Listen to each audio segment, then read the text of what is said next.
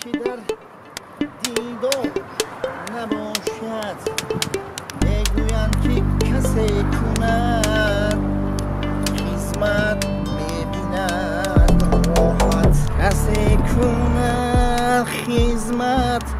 عاقبت بیند راحت رم او بچه همه هم مورچه داره اگر انسان به دست خود بیکارت می شود بمز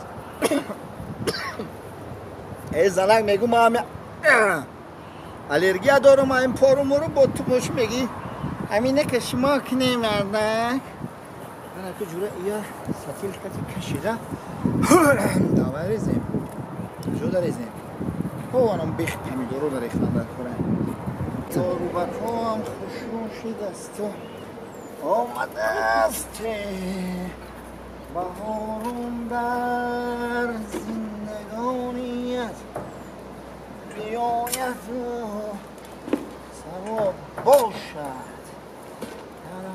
نه نه نه نه نه نه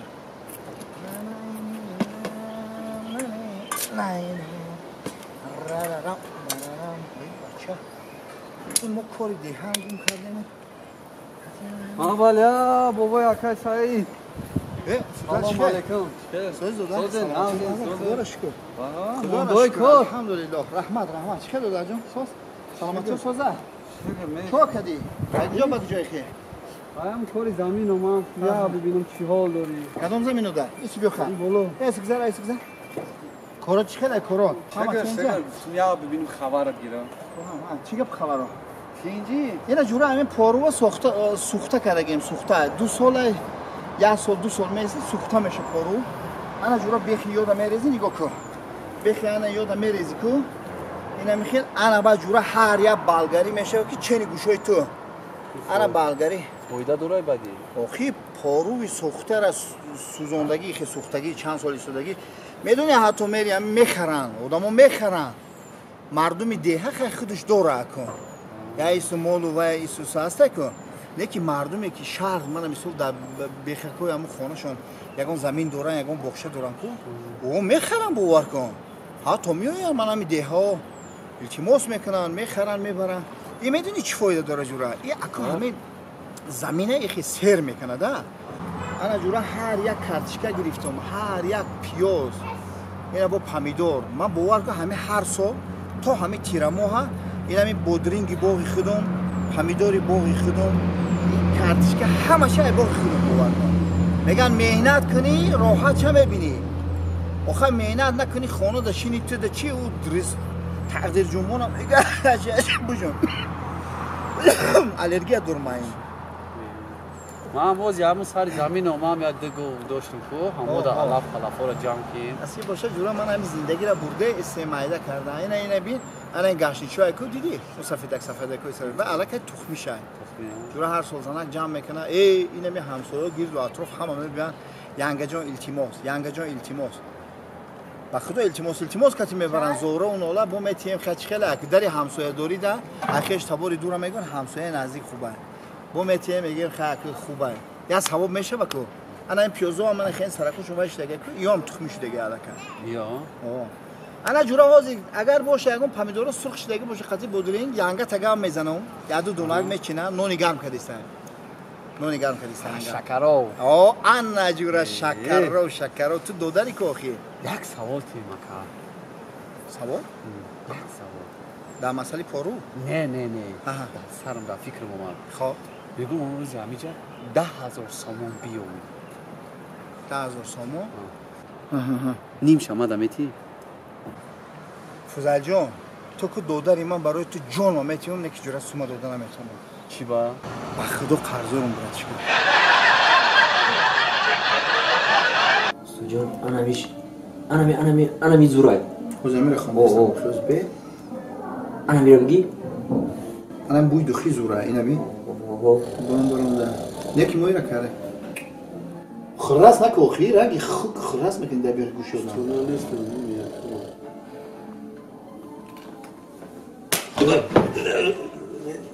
خب کما چه سحنا گفتیم خود خراس کرده خوبی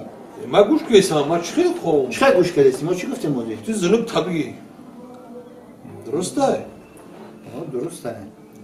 گوش کردیم انمی استاد زورای چی خیلی خورو شیرگی به همه خولو الان خودت خولو میشه همه خولو میکنی خیلی فوزال من این سحنا رو وای کنی انا اینجا توغری کنی تو زرینا اومدم یا برو همین زال ده میگیری راست همین خیلی فوزال جون یا کی کماسلات نه همیش تنی ما اونجا چی منو برو آخه میگی که اکا میشه آخه اشتاش تر خون بود یک مانده نباشه سلامت باشی سلامت زرنبون اومدی صوت کنجی ای زرنه جون قند تزن ساعت چند گفتم ببی ساعتی 8 است. ساعتی هشت ساعت چنده ساعت 10 12 چند 10 ای زرنه جون چه خیلی کار کرده ایسا اکا رنگی چی میکنه ساعت 10 شد تو خیلی با وقت مسکو کار میکنه بابا تماشاگران عزیز مخلصان بسیار عزتمند زرینه بانو شده و یکی از هنرمندانی بهترین هنرپیشه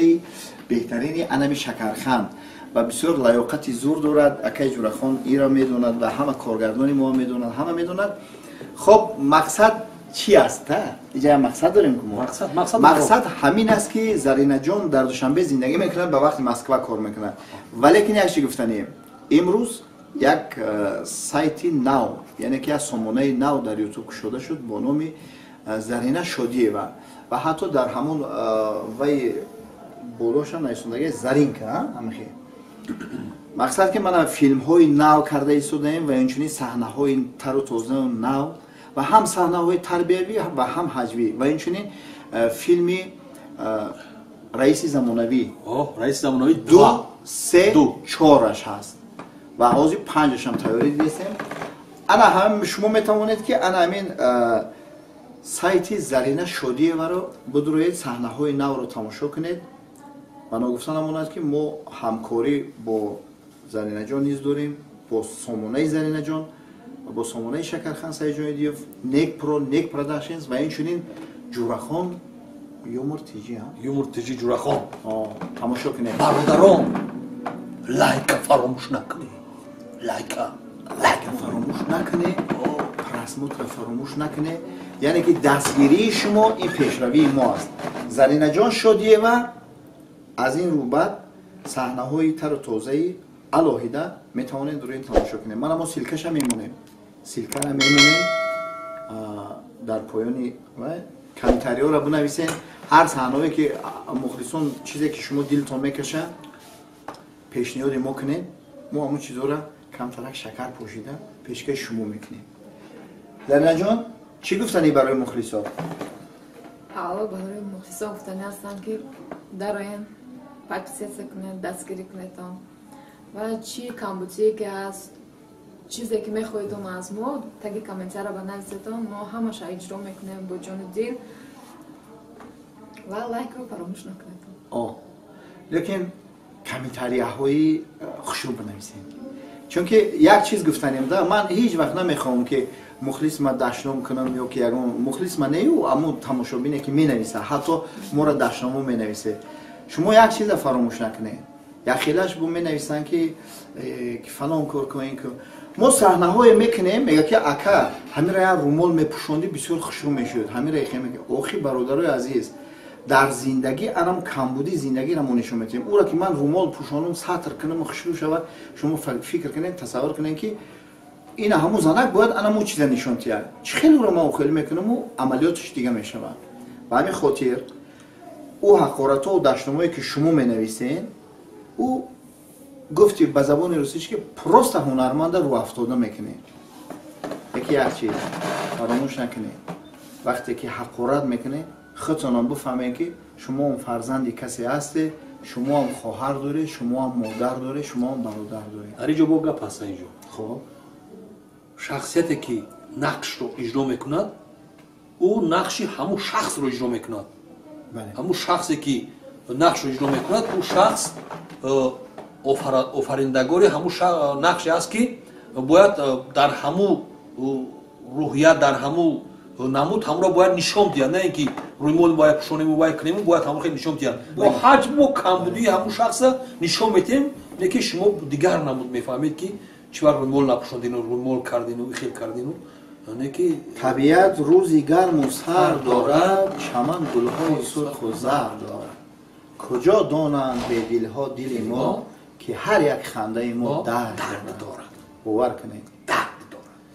همون چیزی کمبودی میشد همشان نویسیدم ما انشاءالله اجرا میکنیم. انا آزی ممکن که در همونجا نویسن که خیلی مایلش در نقش ها زرینه هم خیلی اومد،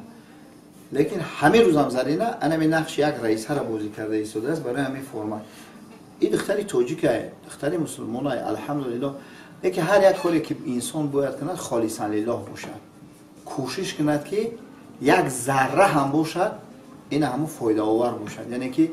منطقاً در زندگی همون انسان یک فایده بیاره. انشاءالله خداوند سخی است، مهربان است.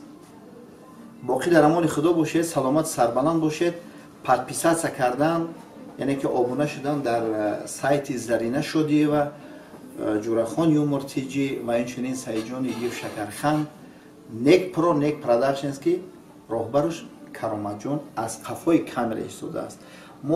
ما حاضر میتونیم که کامera طرف هم باشه تونیم او نظر به ما کمتر بزرگتر است، به همین خاطر ما کامera ایستوندیم. باقی در امان خدا باشید. خدا نگهبان بزرگوار سلامت باشید. خداوند نگهبانتان باشد. الله فراموش کردی؟ مخلصان عزیز عذر زیاد مستر سکوت، سامانه مستر سکوت فضایل جان است. باور کنید در لیاقت عجیب داره همین بچه، در حقیقت هنری والا دارد و این چنین سامانه دارد که با نام مستر سکوت بدره پادپیساtsiya کنه. فضایل جان اول خودم میدونم پادپیساtsiya میکنم، ای پادپیساtsiya را یک بار میکنم من درآمدگی من کرد. شاگردی ما باید دیگه بلوگرها هم بفهمن که یکدیگر را دستگیری کنین. انشالله خداوند رزق دهنده، خداوند رزق میدهد. به او پادپیساtsiya به او لایک هم او رزق میدهد. پروردگار همه قدر مهربان است که از پدر و مادر تا مهربان تر است. کم رزقت میکنه نه که بی رزقت نمیکنه. برای این هم سبب میشود. هر کی دلی خودش خدای میدونه تعالی که آفریده رزق هم همراهت میآورد. خیلی جوره خون. من میخوام بهترین گپو بهترین سخنها لبه میشنه گپ زده چایتون ما بچه یا دو کنن ویدیو کنه کانال من به ویدیو ما این راستا میگه در نبونو چای خورده راستا میشنه میگه یک دو از من که دیگه کانال که شدن ما خب کنیم نمیمونن دیگه نفس کشی هم ممکن نمونن. آمین. آمین. با کسب کار ما برکه، اقبال و آبرو. خداوند در دو جهان خارمون نکنه، از تمام آفت‌های زمینی و آسمانی ما و شما را نگهبان باشه. علل خصوص مخلصای عزیزی ما و شما میدونی که الان برادرایی که در غریبی هستند، خداوند شما را در غریبی در پشت و پناه عصمت پاکش نگهبان باشد. اللهم انت سبحانك ان كنت من الظالمین. از شر ظالمان، از بلاهای آخر زمان همه ما و شما را نگهبان باشه. آمین. الله اکبر. حق باشه که همین صحنه‌های ما برای مردم فایده بیاره.